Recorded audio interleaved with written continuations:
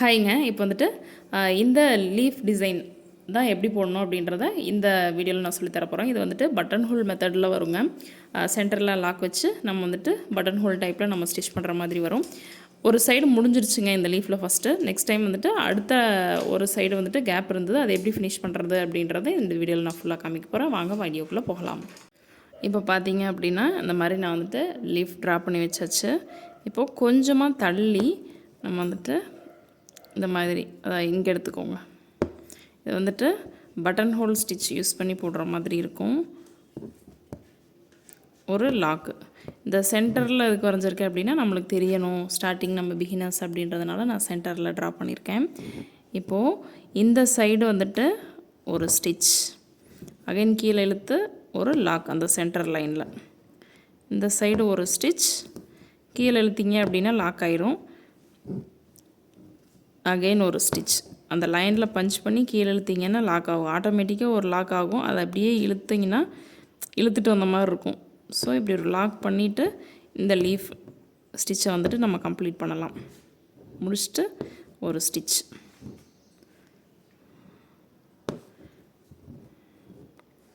ஒரு ஸ்டிச்,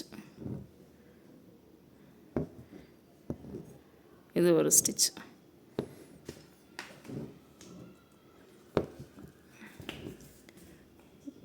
இதே மாதிரி லாஸ்ட் வரைக்கும் கம்ப்ளீட் பண்ணணும்.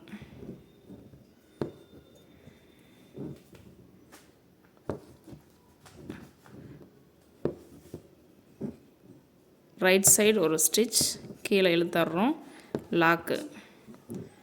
லெஃப்ட் சைடு ஒரு ஸ்டிச், கீழே இழுத்துறோம் lock. Right side button hole மெத்தடில் இப்படி இழுக்கிறோம், அகெயின் லாக்கு. கேப் தெரியாமல் போடணுங்க. உங்களுக்கு வந்துட்டு கிளாத் கலர் தெரியவே கூடாது, அந்தளவுக்கு ஃபில் பண்ணணும். அந்த மாதிரி ஃபில் பண்ணிங்க அப்படின்னா தான் ரொம்ப பர்ஃபெக்டான ஷேப்பில் இருக்கும். இதே மாதிரி இப்படியே வி மாதிரி நம்ம ஃபில் பண்ணிகிட்டே வரணும். ஒரு வேளை வந்துட்டு ஒரு சைடில் தனித்தனியாக முடிஞ்சிச்சு அப்படின்னா நான் உங்களுக்கு எப்படி அப்படின்ற டிப்ஸை நான் கடைசியாக உங்களுக்கு வந்துச்சு அப்படின்னா நான் சொல்கிறேன். அப்படி இல்லைனாலும் நான் உங்களுக்கு வாயில் சொல்லி காமிக்கிறேன். அதாவது இந்த சைடு வந்துட்டு கம்ப்ளீட் ஆகிட்டு இந்த சைடு கம்ப்ளீட் ஆகாமல், ஒரு சைடு கம்ப்ளீட் ஆகி ஒரு சைடு கம்ப்ளீட் ஆகாமல் இருந்துச்சு அப்படின்னா நான் என்ன பண்ணணும் அப்படின்றத நான் சொல்கிறேன் நான் உங்களுக்கு. ஸோ நம்ம வீடியோவை ஸ்கிப் பண்ணாமல் பாருங்கள். நான் இப்போ என்ன கொஞ்சம் தூரம் போட்டுட்டு நான் உங்கள்கிட்ட காமிக்கிறேன். இப்போ பார்த்தீங்க அப்படின்னா நான் இந்தளவு ஃபில் பண்ணிவிட்டு வந்திருக்கேன். இப்போ வந்துட்டு லெஃப்ட் சைடு கொஞ்சம் முன்னாடியே முடிஞ்சிடும் போல், ஸ்பேஸ் கொஞ்சம் கம்மியாக இருக்குது. லெஃப்ட் சைடு ஒரு ஸ்டிச், ஒரு லாக்கு. ரைட் சைடு ஒரு ஸ்டிச்சு, ஒரு லாக்கு. ஓகேங்களா? இதே மாதிரி தான் நம்ம ஃபில் பண்ணோம். இதுக்கும் வந்துட்டு ஒரு ஸ்டிச்சுக்கு ஒரு த்ரெட்டு மட்டும் மேலே வந்துச்சு அப்படின்னா 2 ஸ்டிச்சை பிரித்து விட்டுட்டு தான் நீங்கள் போடணும்.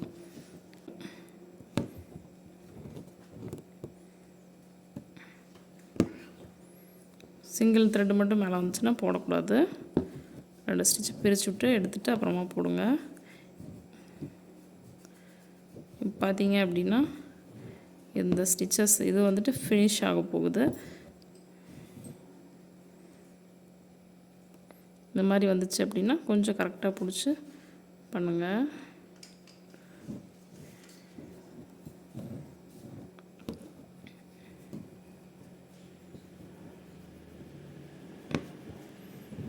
ஒரு ஸ்டிச்சு, ஒரு லாக்கு, அகைன் ஒரு ஸ்டிச்சு, ஒரு லாக்கு. இப்போ ஒரே ஒரு ஸ்டிச்சஸ் மட்டும் போட்டால் போதும்.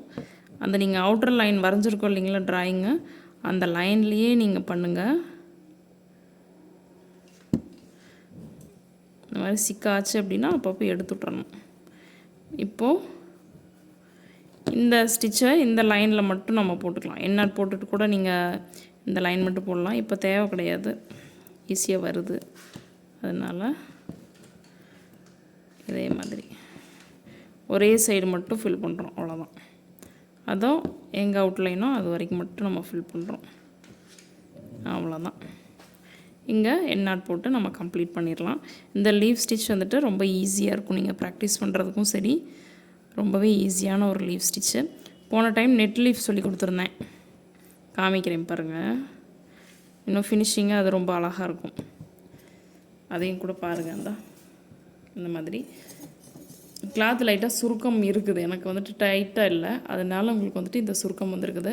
நம்ம இந்த மாதிரி த்ரெட் எக்ஸஸாக இருந்துச்சு அப்படின்னா நான் வந்துட்டு உங்களையே இப்படி நீடில் கொடுத்து உள்ளே இழுக்க சொல்லியிருக்கேன்.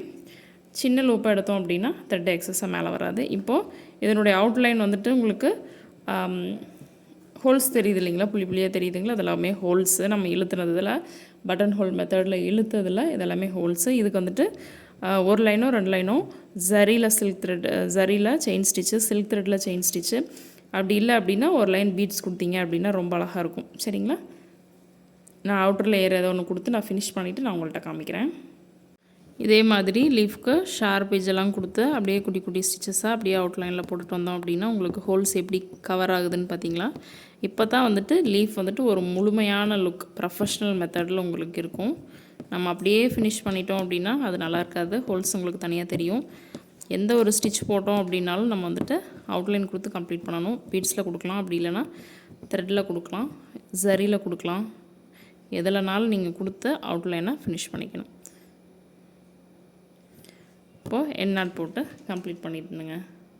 ஃபுல் வியூ எப்படி இருக்குது அப்படின்றத மறக்காமல் கமெண்ட்டில் சொல்லுங்கள். இது சின்ன லீஃப் தானுங்க, நான் ரொம்ப கிட்ட வச்சு உங்களுக்கு ஸ்டிச்சஸ் எல்லாம் தெளிவாக தெரியணும் அப்படின்றதுனால கிட்ட வச்சு எடுத்ததுனால உங்களுக்கு பெரிய லீஃப் மாதிரி கூட தெரியலாம். இது சின்ன லீஃப் தான். நெக்ஸ்ட் வீடியோவில் பார்க்கலாம். தேங்க்யூ.